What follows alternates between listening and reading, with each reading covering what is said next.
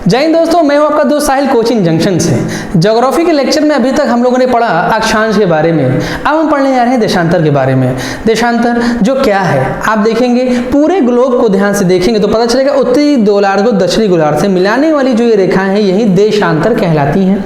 इनका विभिन्न प्रकार का हम इस्तेमाल करते हैं और आप जानते हैं कि समय का निर्धारण हम 0 डिग्री देशांतर, और देखा जाए तो हर देश अपना भी एक मानक देशांतर तय करता है। जैसे भारत ने 82.5 डिग्री पूरब को, जो कि इलाहाबाद के वो नैनी वाला जगह है वहां से होकर गुजर रहा है, तो वहां से हम अपना टाइम सेट करते हैं और इसको जोड़ रहे हैं किससे, 0 डिग्री से। यानी आप देखेंगे देशांतर का इस्तेमाल हम समय का निर्धारण करने के लिए भी करते हैं, साथ में अक्षांश से आप नहीं जान पाएंगे कि भैया कौन सा देश कहाँ है। केवल अगर आपको अक्षांश बता दिया जाए कि 8 डिग्री 4 मिनट से 37 डिग्री 6 मिनट के बीच में भारत है, तो क्या आप बता पाएंगे कि भारत हाँ यहाँ पर है? बिल्कुल नहीं। आप पूरी अधूरी जानकारी है, इसको पूरा करना होगा और वो पूरा होगा जब आपको देशांतर भी मैं बताऊंगा कि भैया इस देशांतर से इस देशांतर के बीच में। जैसे कोई आपसे पूछे कि भारत किस दिशा में है तो कैसे बताइएगा, भारत किस गोलार्ध में है।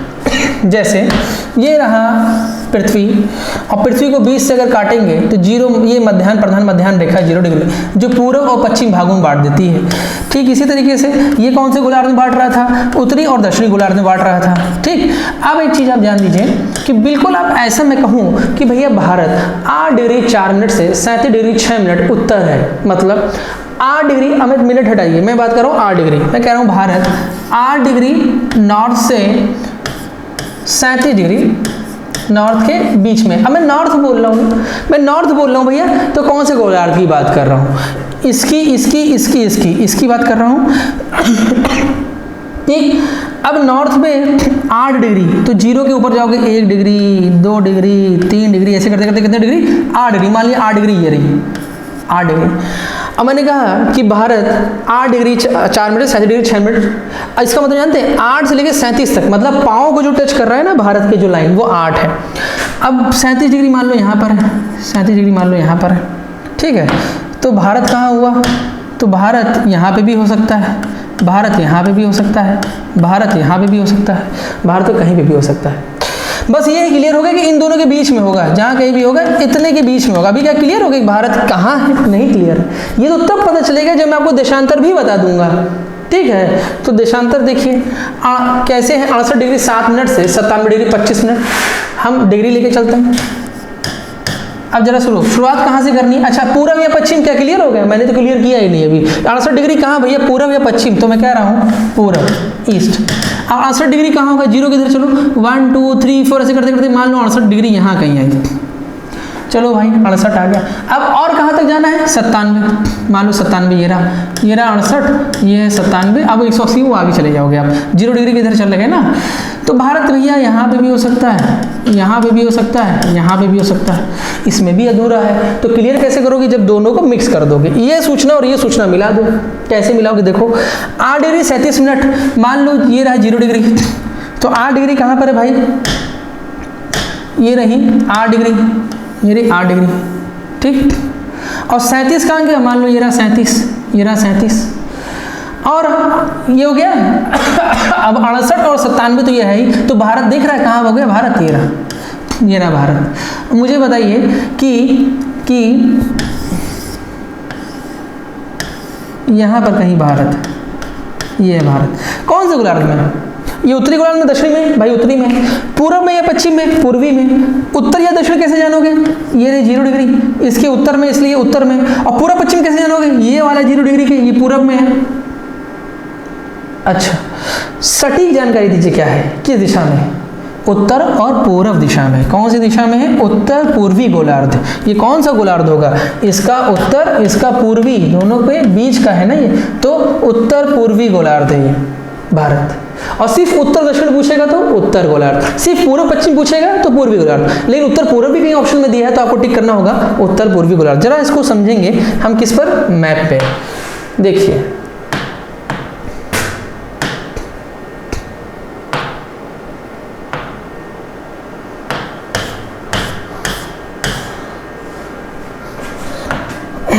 भारत दिख रहा है, ठीक है, दिख रहा है।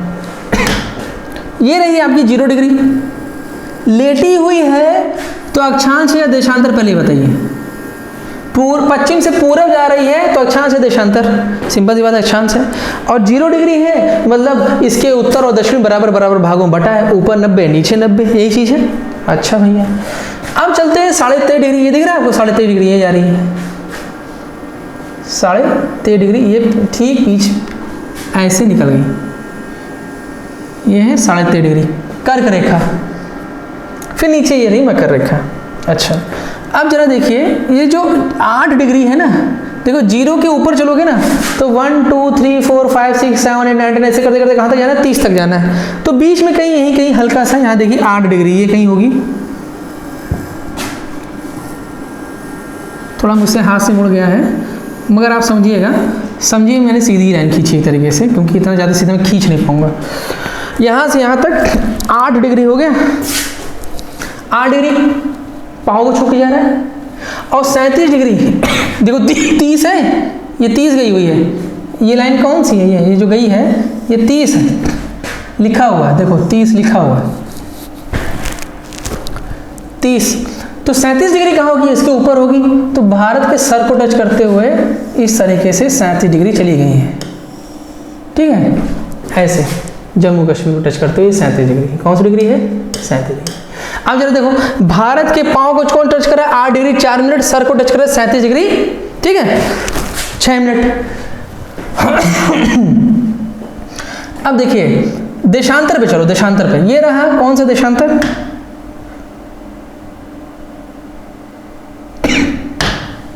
जीरो डिग्री देशांतर ये रहा, बीचों बीच से गया है।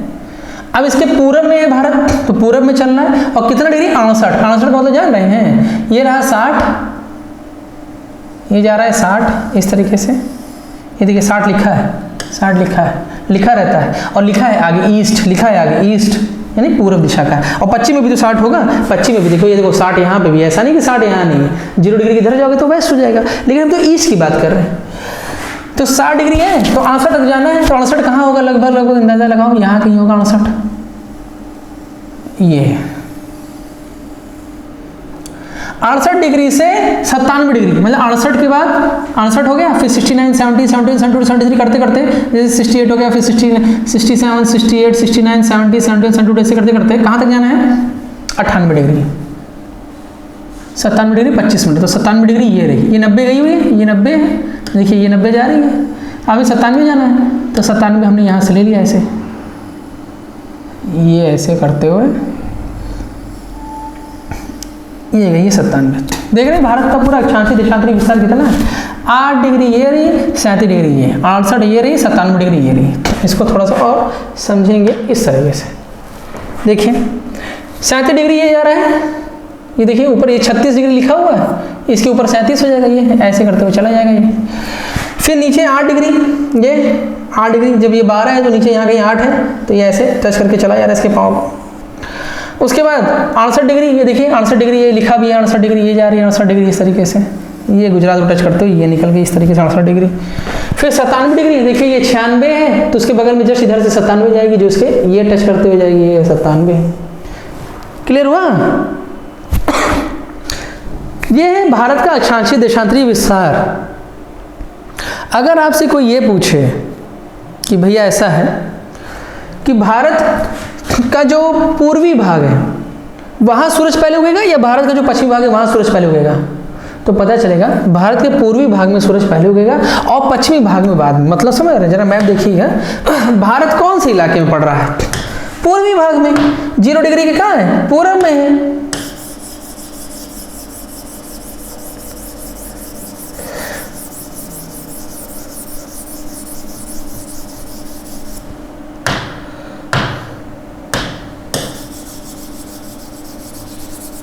तो पूरब में तो सूरज कहाँ उगेगा सबसे पहले पूरे वर्ल्ड में, पूरब में उगेगा।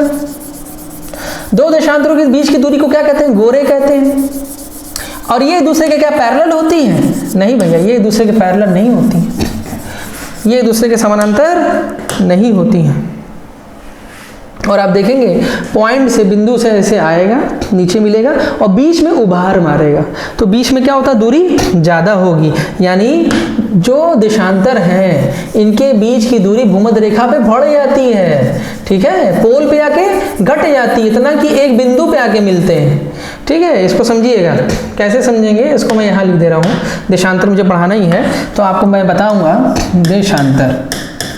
तो पहली चीज़ लॉन्गिट्यूड के बारे में, भैया ये ग्लोब पर कैसे है,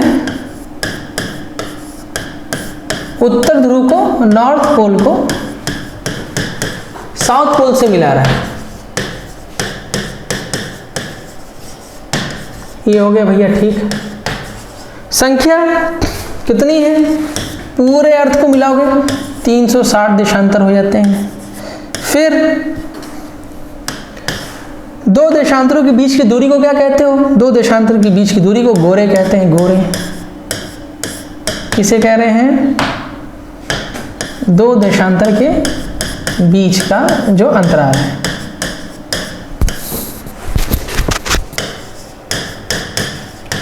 अच्छा, अक्षांश के बीच को क्या कहते हैं,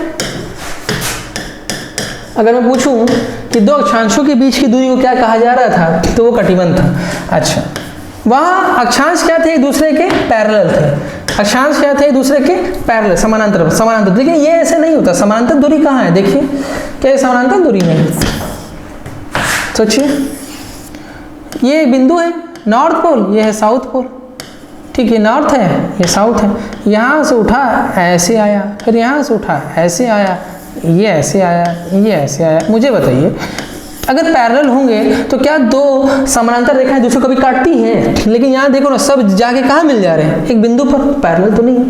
लेकिन जो ये भूमध्य रेखा का इलाका है, जो ये बीच का इलाका है, यहाँ पर आप देखेंगे अक्षांश, इन देशांतरों के बीच की दूरी क्या हो जाती है, बढ़ जाती है, और ऊपर जैसे जैसे जाओगे क्या होगी, दूरी एकदम कम होते होते यहाँ जाते थे, खत्म हो गया। देखो ये दूरी ज़्यादा है, फिर और नीचे आते जाओगे दूरी क्या होती जा रही है, कम, और एक समय ऐसा आएगा पॉइंट पे आके खत्म हो जाएगा। तो इसका मतलब जैसे जैसे आप ध्रुवों से कहाँ जाएंगे, जैसे जैसे आप ध्रुवों से भूमध्य रेखा की तरफ जाएंगे, ध्रुवों से भूमध्य रेखा की तरफ जाएंगे, इनके बीच की दूरी क्या होती जाएगी, बढ़ती जाएगी। तो इसका मतलब ध्रुवों से भूमध्य रेखा इक्वेटर की तरफ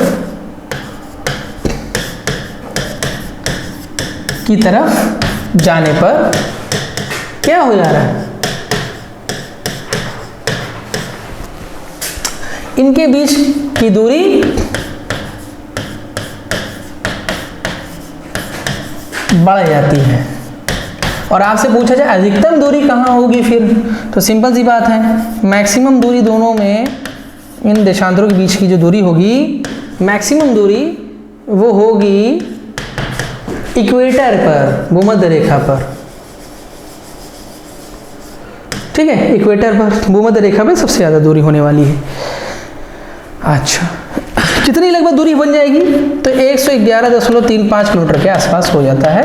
ये नहीं पूछता, लेकिन जाने रहिए कि दूरी यहाँ इतना बढ़ जा रही है। और ये जाकर के मिलते कहाँ हैं, ये क्या कभी मिलन होता है क्या, अक्षांश आपस में कभी मिलते हैं, नहीं मिलते, अक्षांश कभी नहीं मिलते हैं आपस में, लेकिन ये मिलते हैं कहाँ, ध्रुवों पर, है ना, ध्रुवों पर सभी क्या करते हैं, मिल जाते हैं। अच्छा भैया, ठीक है, हो गया, ठीक है दोस्तों। तो ये हो गया अक्षांश देशांतर, और अब मैं आपको समय निकालना बताने वाला हूँ अगले वीडियो में। धन्यवाद। क्या हुआ, लाइट गई?